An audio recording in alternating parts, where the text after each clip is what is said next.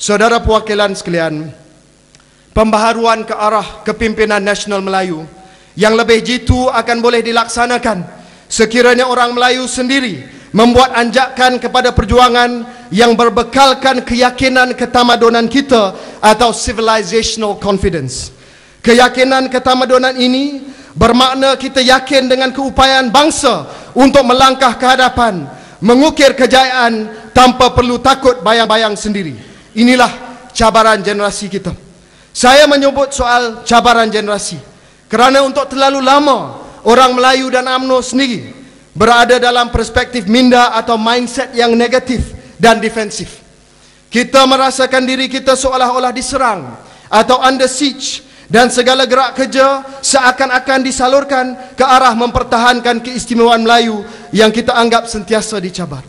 Saya menyeru orang Melayu, bermula dengan pemuda, untuk kita keluar dari perspektif minda ini.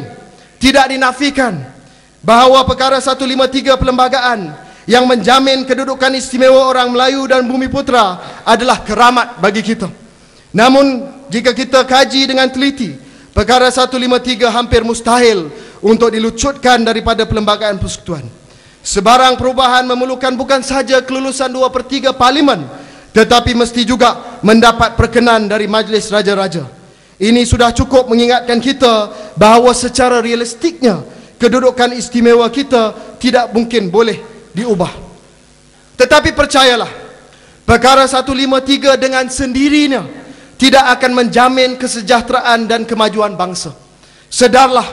Sedarlah kita semua, bukan peruntukan perlembagaan yang membawa keistimewaan sebenar, tetapi kebolehan dan pencapaian orang Melayu lah yang akan menentukan sama ada kita menjadi bangsa istimewa, bangsa yang unggul dan bangsa yang terbilang. Hak dan keistimewaan Melayu itu penting. Namun yang lebih penting adalah bagaimana bangsa kita diperkasakan. Apa yang perlu kita wujudkan ialah satu dimensi baru dalam perjuangan Melayu, supaya pegangan ekonomi dan status bangsa kita dapat dimajukan sesuai dengan semangat pemerkasaan Melayu yang wajib dicapai bersama.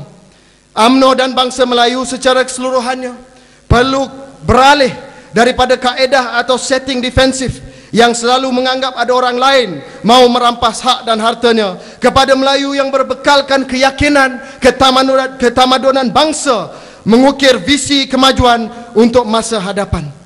Inilah dilema Melayu yang baru. Persoalan generasi yang wajib dijawab. Adakah kita hanya mau mempertahankan simbol demi simbol, atau adakah kita berani menerima hakikat bahawa perlu ada perubahan mekanisme dan visi demi melihat bangsa Melayu itu terus melangkah maju? Bagi saya, pilihan kedua merupakan jawapannya. Saya percaya inilah juga visi yang amat berhormat Presiden, yang contohnya telah memansuhkan keperluan pegangan ekuiti 30% Bumiputera dalam tawaran awam permulaan IPO di Bursa Malaysia. Sudah pasti Presiden mengambil langkah sedemikian bukan sebab beliau tidak endah akan agenda Melayu, tetapi sebab ternyata mekanisme 30% itu tidak dapat memenuhi matlamat asalnya. Presiden sendiri telah mengatakan bahawa daripada 54 bilion nilai pegangan saham yang diberikan kepada Bumiputera melalui mekanisme 30% ini, hanya 2 bilion saja yang tinggal dalam tangan, habis dijual untuk pulangan cepat, tanpa kelangsungan kemajuan yang kita inginkan. Jadi terbuktilah ada simbol, mekanisme dan tongkat yang kita pertahankan selama ini yang tidak mencapai objektif yang asal.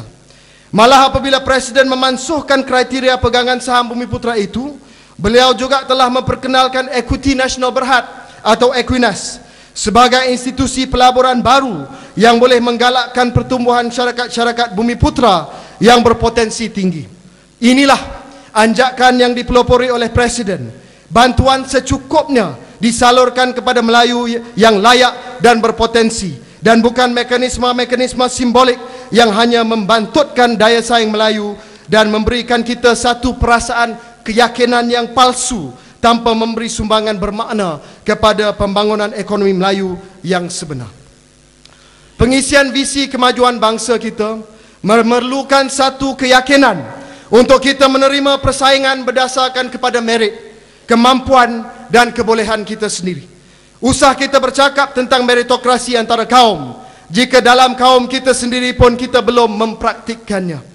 Jangan kita sebagai generasi muda Melayu mengamalkan budaya mencantas bakat Melayu sebelum bakatnya dapat diasah. Amat merugikan kepada bangsa sekiranya akibat hasad dengki kita sanggup berusaha menjatuhkan orang Melayu lain yang berpotensi semata-mata untuk memuaskan hati. Kita perlu mengikis sifat dengki sesama kita, sebaliknya membantu dan memberi dorongan sewajarnya kepada saudara-saudara sebangsa seagama untuk lebih berjaya. Inilah maksudnya keyakinan ketamadunan. Kita tidak takut pada bayang-bayang sendiri.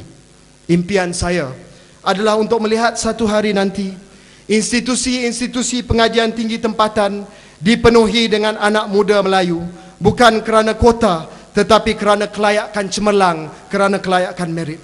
Tatkala kita mempertahankan kuota sekarang ini, jangan kita lupa kuota sepatutnya hanya satu langkah bantuan dan bukannya talian hayat orang Melayu selama-lamanya.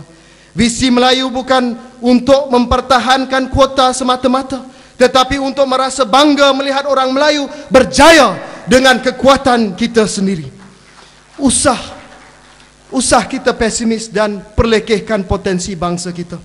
Keyakinan untuk menerima persaingan yang lebih terbuka sudah wujud dalam hakiki budaya kita sendiri. Apakah kita mahu berdiri di sini mengatakan sejarah tidak pernah mempamerkan bangsa Melayu bekerja keras, meredah 1001 badai untuk mencapai misi?